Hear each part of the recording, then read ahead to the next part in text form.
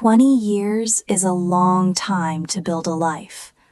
Long enough to believe you know someone completely. Long enough to believe betrayal could never find its way into your home.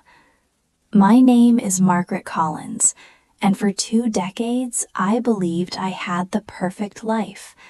A loving husband, a successful flower shop, a best friend who was more like a sister, and a son who made me proud every single day. But sometimes the smallest discoveries destroy the biggest illusions. For me, it started with a simple errand. It was a quiet Tuesday afternoon when I decided to take my husband David's car to pick up a shipment of white lilies from the wholesaler. My own car was blocked in by a delivery van outside the shop, and David had left earlier that morning for what he said was a late meeting. I didn't think twice. I grabbed his keys from the kitchen counter and walked out to the driveway. The sky was gray, the kind of dull afternoon that made the flowers in the shop glow brighter than usual. David's car smelled faintly of his cologne when I sat down. Clean, familiar, comforting. For a moment, everything felt normal. Then I opened the glove compartment. I was looking for the insurance papers. Instead, I found something else. A small silver tube rolled forward and landed in my lap. Personal lubricant. I stared at it for several seconds. At first, my brain refused to understand what I was seeing. David and I hadn't used anything like that in years. We were comfortable, familiar, routine. And that tube had clearly been used recently. My heart didn't break. Not yet. Instead, something colder happened. A quiet voice in the back of my mind whispered, "Something is wrong." I didn't scream. I didn't cry. I didn't even breathe differently. I simply placed the tube back inside the glove compartment and closed it slowly. Then I drove to the wholesaler like nothing had happened. But my mind had already started working. Because sometimes a marriage doesn't explode. Sometimes it begins to crack silently. And once the first crack appears, everything else begins to fall apart. The flower shop. The shop had always been my dream. Petals and promises. Lisa and I opened it together 20 years ago. We were young then, ambitious. We met in a floral design class at the community center. She had wild curly hair and the loudest laugh I'd ever heard. I had organization, business sense, and patience. Together, we were perfect partners. We built the shop from nothing. At first, it was just a tiny storefront with a single refrigerator and a wooden counter David built himself. We worked 14-hour days. Wedding arrangements, funeral wreaths, birthday bouquets, anniversary roses. Flowers for every moment of life. And over time, the shop grew. We moved into a bigger location. Added delivery vans, hired employees. People in town began to say we had the best flowers for 50 miles. Lisa and I shared everything. Or at least I thought we did. Until that Tuesday. Until the tube in the glove compartment. That evening, David came home late. Around 9.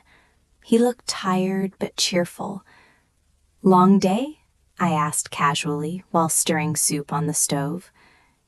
"The worst," he sighed. "Meetings all afternoon." I watched him carefully. His tie was slightly crooked. There was a faint scent of perfume in the air. Not mine.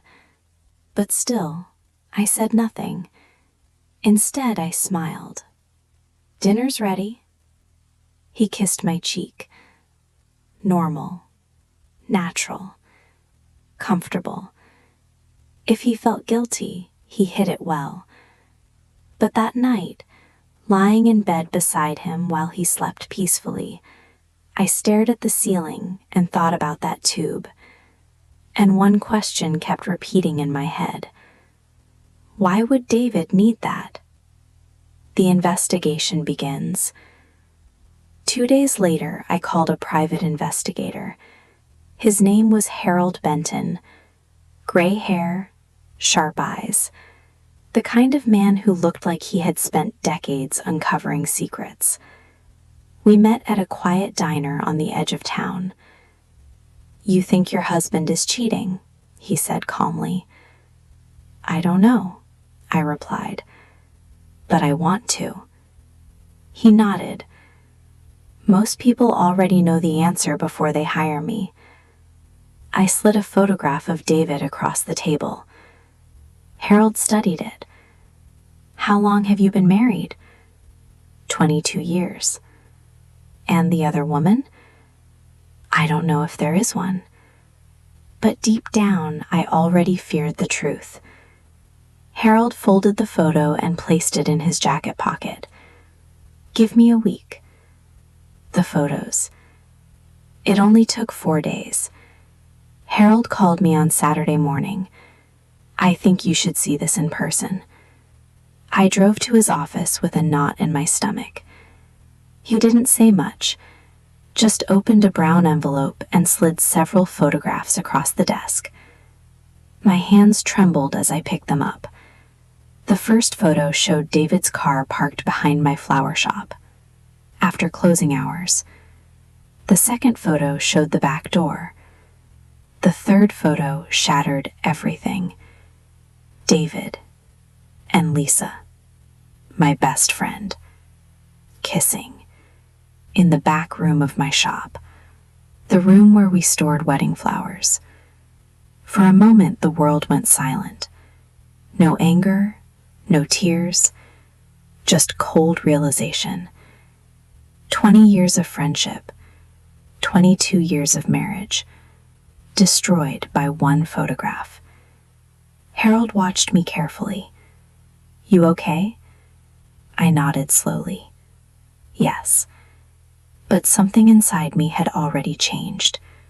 And in that moment, I made a decision. I wouldn't scream. I wouldn't confront them. I wouldn't cry.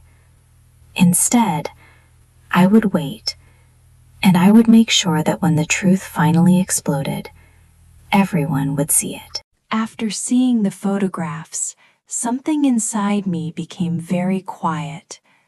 Not calm, not peaceful, just silent. The kind of silence that comes when a storm is gathering far away. I drove home slowly that afternoon, replaying the images in my head. David's hand on Lisa's waist, Lisa laughing, the back room of my flower shop, the place where we prepared wedding bouquets for brides who believed in forever. The irony almost made me laugh. When I reached the house, David was sitting in the living room watching television. "Hey, honey," he said casually, "you're home early." I smiled, the same smile I had worn for 22 years. Shop was slow today. He nodded and turned back to the screen. Just like that, like nothing had happened, like he hadn't just destroyed my entire life. And in that moment, I understood something important. If I confronted them now, they would lie. They would deny. They would twist the story. Lisa would cry. David would apologize. And somehow I would end up being the dramatic one. No, that would not happen.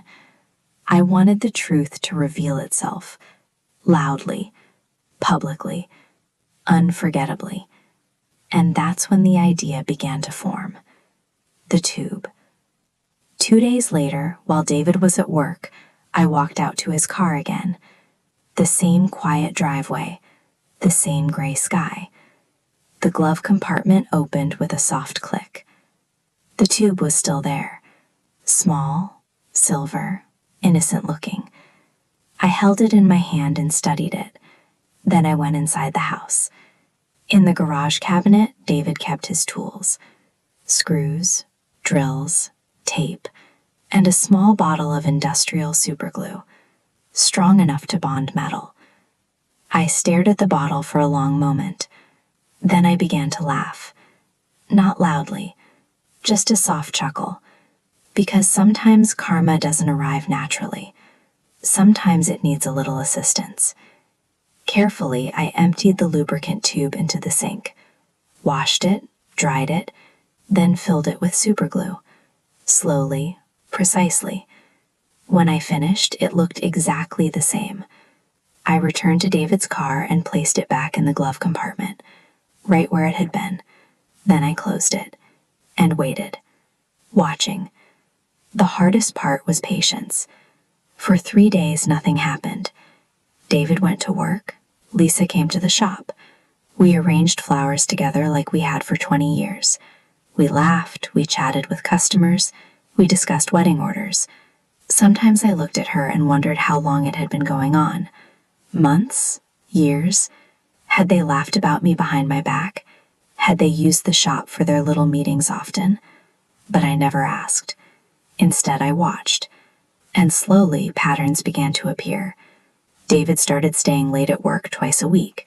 Lisa began offering to close the shop alone. Tuesday nights, Thursday nights. Simple, predictable, convenient. For them, perfect for me. But the glue alone wasn't enough. I wanted witnesses, consequences, a moment they could never escape. That's when the second idea came. My son Daniel worked for the fire department. He had joined 5 years earlier. Strong, brave, proud of helping people. And on Tuesday nights, his station covered our neighborhood. I never imagined his job would become part of my revenge, but life has strange ways of connecting things. That Monday evening, while cooking dinner, I studied the kitchen stove. Gas burner, grease bottle, old kitchen string in the drawer. My mind started connecting pieces like a puzzle. Oil could create smoke. Smoke could trigger alarms. Smoke could bring firefighters, including Daniel. And firefighters never knock politely. They break doors down. Tuesday night. The next evening, everything fell into place. Lisa offered to close the shop, just like always. "I'll finish the wedding order," she said. "You go home." I smiled warmly. "You're a lifesaver." David texted me around 7. "Running late, work stuff." Of course he was. I drove home, prepared dinner, waited. Then, around 8:30, I quietly returned to the flower shop. The street was dark, closed businesses, empty sidewalks. But inside the shop, lights glowed softly. I parked down the block where they wouldn't see my car. My heart beat slowly, not fast, not nervous, just steady, like someone watching a play they had already memorized. I slipped inside through the back door with the spare key. Voices floated from the back room. Lisa laughing, David whispering. The same room from the photographs. I moved silently into the kitchen area near the storage room. My hands worked carefully. A thin string tied to the stove knob. The other end connected to the oil bottle balanced on the counter. Simple. When the string pulled tight, the bottle would tip. Oil onto heat. Smoke. Lots of smoke. Not a dangerous fire. Just enough chaos. Enough to bring sirens. Enough to bring witnesses. I slipped out the back door quietly, then walked to my neighbor's house across the street. Mrs. Carter answered the door. "Oh, Margaret, what a surprise." "I left my phone at the shop," I lied gently. "Mind if I wait here while I call David?" "Of course, dear." We sat by the window. Perfect view of the shop. Time passed slowly. Then, smoke. Thin at first, then thicker. Mrs. Carter stood up suddenly. "Oh my goodness." Within minutes, the alarm screamed. Lights flashed. And far down the street, sirens. The arrival. Fire trucks arrived fast. Red lights painted the buildings. Firefighters jumped out. One of them ran straight to the front door, and leading them, my son Daniel. He kicked the door open without hesitation. The firefighters rushed inside through the smoke. Mrs. Carter gasped beside me. Oh my Lord! I didn't say a word, because I already knew what they were about to find. And when Daniel reached the back room, the screaming began. From the window of Mrs. Carter's living room, the entire scene looked unreal. Red emergency lights flashed across the street. Firefighters rushed in and out of the shop. Smoke curled out of the broken doorway and floated into the cold night air. Mrs. Carter held her hand over her mouth. "Oh, Margaret, I hope no one is inside." I kept my eyes on the building. "Oh, I'm sure they'll handle it," I said calmly. Inside, my son Daniel and the rest of the crew were moving quickly. I knew how fire responses worked. Daniel had explained it to me many times over dinner. First, they checked the main floor, then the back rooms, then the storage areas, which meant the back lounge would be discovered soon. Very soon. The back room. Later, I would hear the full story from one of the firefighters who knew Daniel. But at that moment, all I could see were shadows moving through the smoke. Daniel reached the back hallway first. The door to the lounge was closed. But the screaming had already started. Confused voices. Panic. And then, a shout. "What the hell?" Another firefighter tried the handle. Locked. Daniel didn't hesitate. He stepped back, then kicked the door open with one powerful strike. The door slammed against the wall, and everyone inside the room froze. The scene. The smoke drifted slowly into the lounge. David and Lisa were on a couch, half covered by a blanket, both of them terrified. But the real problem wasn't the smoke. It was the fact that they couldn't move. At first, the firefighters didn't understand what they were seeing. Lisa was crying. David was trying to stand up. But every time he moved, they both screamed. "Don't move," Lisa shrieked. "I can't," David yelled back. Daniel stepped forward slowly, confused. "Sir, ma'am, we need you to stand up and evacuate." David's face turned bright red. I can't." "Why not?" Neither of them answered. Instead, Lisa burst into hysterical tears. One of the firefighters looked closer, then blinked, then looked at Daniel. Captain?" Daniel frowned. "What?" The firefighter rubbed his forehead. "You might want to take a look at this." Daniel stepped closer. And that was the moment he recognized his father. The silence in the room was immediate. "Gad!" David's face turned white. "Daniel, this isn't..." But Daniel wasn't looking at his father anymore. His eyes had moved to Lisa, his mother's best friend. Then his expression slowly changed from confusion to horror to disbelief, and finally to something much colder. One of the firefighters spoke quietly. Sir, are they stuck? Another firefighter nodded awkwardly. Looks like it. Daniel closed his eyes for a moment, then sighed deeply. Of course they are. David tried to explain. Son, listen, this is just a misunderstanding.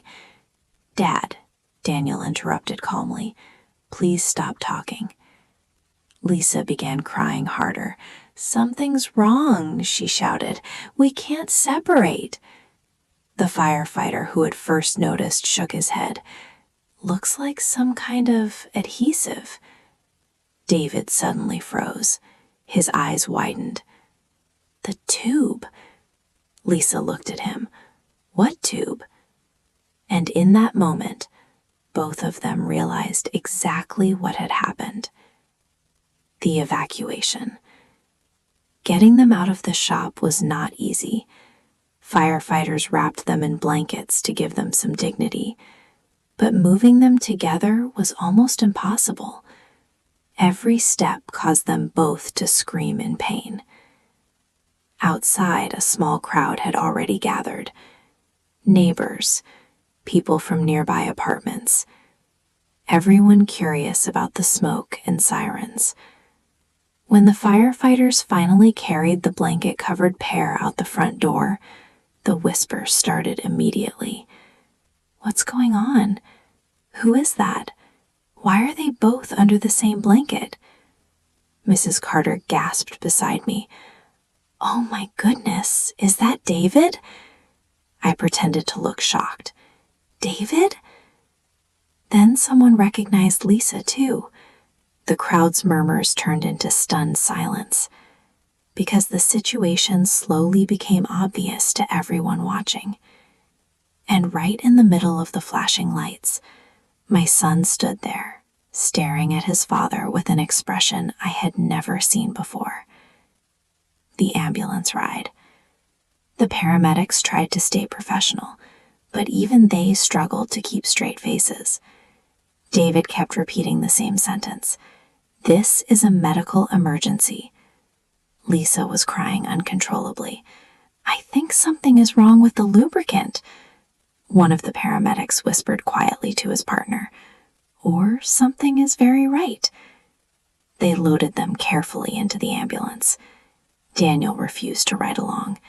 Instead, he stood beside the fire truck, staring at the ground. I knew that look. It was the look of someone whose world had just cracked open. Eventually, the ambulance doors closed.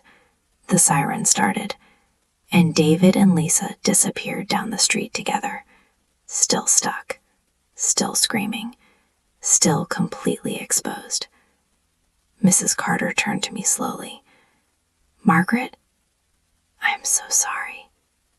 I nodded gently. Yes. But inside, I felt something very different.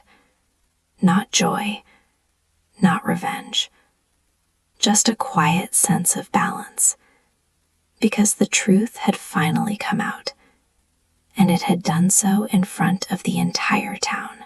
By the time the ambulance reached the hospital, the story had already begun to spread.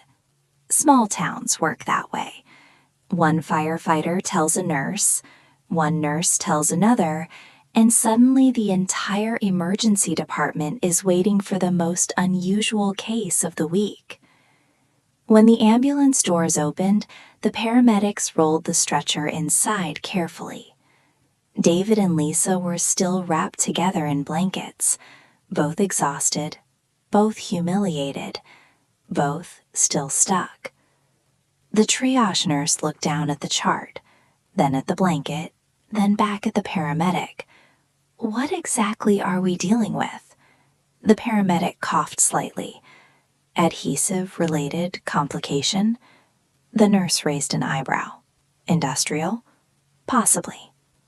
The doctor on duty, Dr. Reynolds, stepped into the room. He had been practicing medicine for 25 years. He had treated broken bones, heart attacks, and every strange accident imaginable, but even he paused when the blankets were removed. Well, he muttered quietly, that's new. Lisa buried her face in her hands. David stared at the ceiling. Neither of them spoke. The diagnosis. Dr. Reynolds examined the situation carefully. "Whatever substance you used," he said calmly, "it appears to be extremely strong." David swallowed. "It was supposed to be lubricant." The doctor sighed.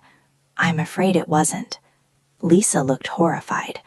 "Are you saying we're glued together?" The doctor nodded slowly. "Temporarily, yes." The nurse turned away quickly, pretending to check the equipment while trying not to laugh. David groaned. "How long will this take to fix?" Dr. Reynolds thought for a moment. "We'll need to dissolve the adhesive carefully. It may take several hours." Lisa began crying again. "I can't believe this is happening." But the worst part hadn't happened yet, because around that same time, I arrived at the hospital. The visit. I walked calmly through the emergency entrance carrying a small purse. Inside the purse were 2 small tubes. Both looked identical, both labeled skin treatment ointment, but only one of them actually contained ointment. The other contained something slightly different. Mustard. Bright yellow mustard. I approached the nurse's desk. "My husband was brought in earlier," I said softly. "David Collins." The nurse looked up with recognition. "Oh, yes." Her eyes flickered with curiosity. "Room 3. "Thank you." I walked down the hallway slowly. From inside the room I could hear raised voices, Lisa complaining, David arguing with the doctor. The moment I stepped inside, both of them froze. Their faces became pale instantly. "Margaret," David whispered. Lisa looked like she might faint. "Oh my God." I kept my voice gentle. "I heard there was an accident." Neither of them answered. They couldn't, because the truth was sitting right in front of all of us. Dr. Reynolds cleared his throat. "Mrs. Collins, we're in the process of treating the adhesive." "I understand," I said kindly. "I brought some skin ointment that might help." The doctor nodded politely. "Thank you, but we already have medical." "It's a very strong soothing formula," I insisted, placing the tubes on the tray. He looked at them briefly. "Well, we can take a look." I smiled warmly. "Of course." Then I turned and walked out of the room. The mustard. About 10 minutes later, the screaming started. Not small cries of discomfort. Full, echoing screams that rang through the hospital corridor. "What is that? It burns! Nurse!" Doctors rushed into the room. Nurses followed. One of them ran down the hallway whispering to another nurse. "Someone put mustard on them." Within minutes, the entire emergency department knew the story. Lisa's voice could be heard halfway down the corridor. David shouting, doctors arguing, and nurses trying very hard not to laugh. I sat quietly in the waiting room reading a magazine. A young nurse passed by and glanced at me, then quickly looked away, trying not to smile. The aftermath. The next morning, the story had spread across the entire town. The florist, the husband, the best friend, the fire department rescue, the hospital chaos. Everyone knew. David moved into a small apartment 2 weeks later. Lisa left town completely. The divorce papers were finalized within 3 months. And the flower shop? It stayed exactly where it had always been. But now it belonged entirely to me. Lisa lost her half of the business in the settlement. Daniel moved in with me temporarily after everything happened. He didn't say much about night, but one evening he did say something quietly while watering the roses outside the shop. "Mom, people keep talking about what happened." I looked at the rows of blooming red roses. "What do they say?" He smiled slightly. "They say your roses bloom with justice." I laughed softly. Maybe they did. Or maybe they simply bloomed because sometimes life has a strange way of balancing itself, one way or another. And every time I open the shop in the morning, the scent of fresh flowers fills the air, a reminder that even after betrayal, something beautiful can still grow. By the next morning, the entire town knew. Small towns have a strange way of spreading stories faster than any newspaper. One nurse tells her sister tells a coworker, the coworker tells a customer, and before noon, the story had traveled through grocery stores, coffee shops, barber shops, and church parking lots. By the time I opened Petals and Promises that morning, people were already whispering. I unlocked the shop door like I did every day. The bell above the door chimed softly. The scent of fresh roses filled the room. Everything looked normal, but nothing felt the same anymore, because everyone knew. The first customer. At 9:15 a.m., the first customer walked in. Mrs. Henderson. She had been buying flowers from us for years. Usually she came in cheerful, talking about her grandchildren, but today she looked curious. "Good morning, Margaret," she said slowly. "Good morning." She glanced around the shop. "Lisa isn't here today?" I continued trimming the stems of a bouquet calmly. "No, she won't be working here anymore." Mrs. Henderson nodded slowly. "I see." There was a long silence. Then she leaned closer. "Margaret, is it true what people are saying?" I looked up at her. "What are they saying?" Her voice dropped to a whisper. "About the fire department and the hospital?" For a moment, I simply smiled politely. You know how rumors can be. Mrs. Henderson studied my face carefully. Then she suddenly burst out laughing. "Oh, honey," she said, wiping her eyes. "This town hasn't had a story this good in 20 years. She bought 24 roses that morning, and when she left, she told 3 people outside the shop how wonderful the flowers looked. Business changes. By the end of the week, something surprising happened. Business doubled, then tripled. People who had never visited the shop before suddenly started coming in. Some came for sympathy, some came out of curiosity. Some simply wanted to see the woman who had survived the most talked about scandal in town. But most of them left with flowers. One man from the hardware store said while buying tulips, "Ma'am, I've got to say, that was the most creative revenge I've ever heard." I raised an eyebrow. "Revenge?" He grinned. "Well, if it was revenge." Then he paid for the flowers and laughed, laughing. Lisa disappears. Lisa didn't return to town. 3 days after the hospital incident, she packed her things and moved away. No goodbye, no apology, just gone. One of our suppliers told me she had taken a small apartment in another city about 2 hours away, starting over, trying to disappear from the story. But small towns don't forget easily, especially when the story is that memorable. David's situation. David called me exactly once after he left the hospital. It was late at night. I was sitting at the kitchen table with a cup of tea when the phone rang. His voice sounded tired. "Margaret, we need to talk." "We already did," I replied calmly. "No, I mean about what happened." I took a slow sip of tea. "What exactly do you think happened?" There was silence on the line. Then he asked quietly, "Did you do it?" I smiled slightly. "Do what?"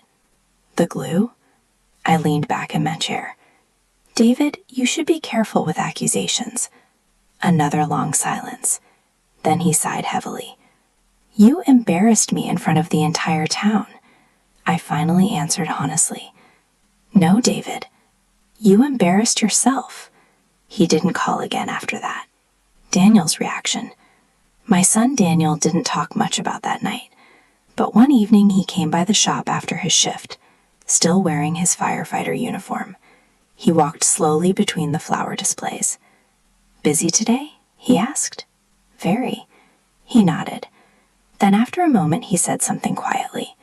"Dad called me yesterday." I looked up. "And?" Daniel shrugged. He wanted me to understand his side of things.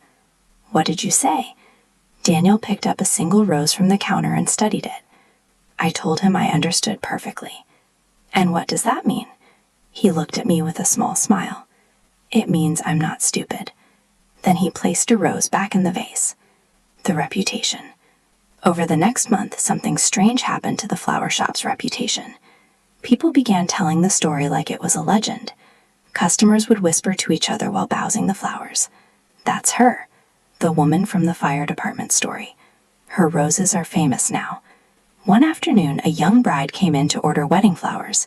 She looked nervous at first. Then she said something unexpected. "I wanted my wedding flowers from your shop." "Thank you," I said warmly. She smiled shyly.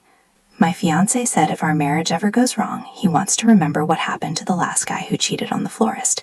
I laughed for the first time in weeks. Smart man. A new normal.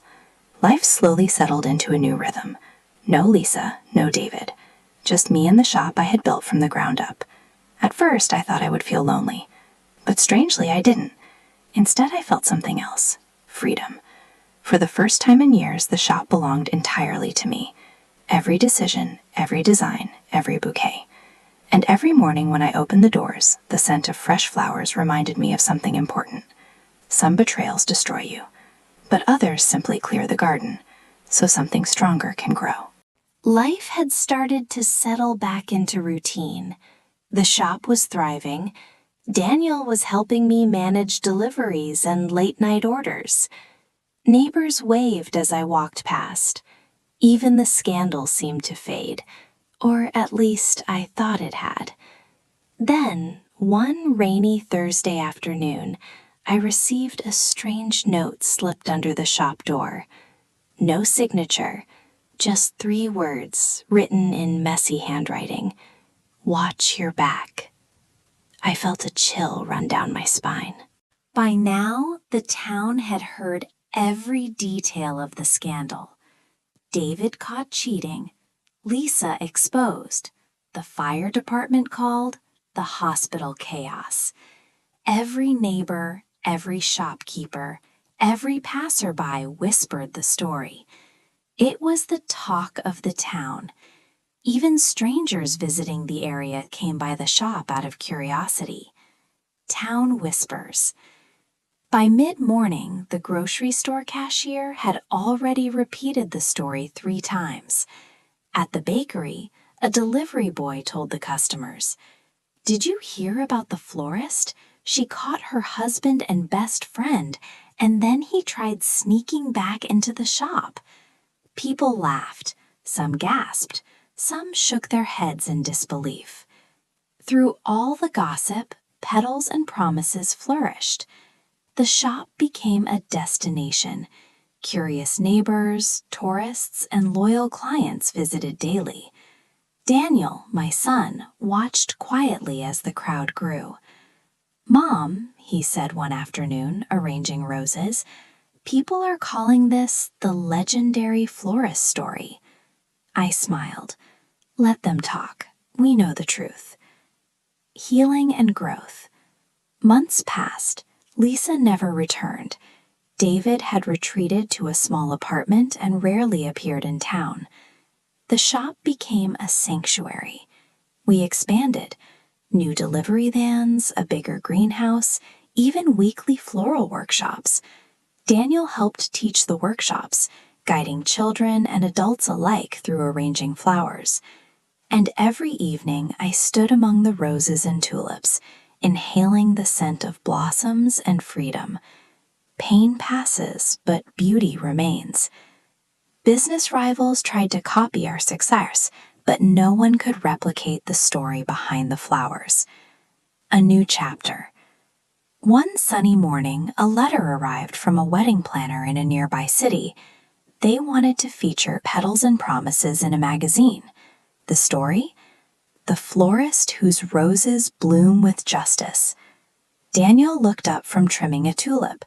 "You see, you're famous now," he said. I laughed softly. The shop's reputation soared, but more importantly, I felt free. No deceit, no betrayal. Just flowers, the shop thriving, and my son by my side. Every bouquet arranged reminded me, sometimes life clears the garden so something stronger can grow. Justice in bloom. Years later, the story became a local legend. Visitors came from far and wide to see the justice roses. I often thought back to that small silver tube in the glove compartment. It had started chaos. It had revealed betrayal. It had freed me. Lisa was gone. David was gone. The shop thrived. Daniel grew into a strong, compassionate man, carrying on the family legacy. And the roses? They continued to bloom. Red for love, white for purity, pink for new beginnings. And sometimes, just sometimes, people said the petals carried a hint of justice. I smiled every time I saw them, because life, like flowers, grows best when tended with care. And when betrayal is pruned away, beauty flourishes.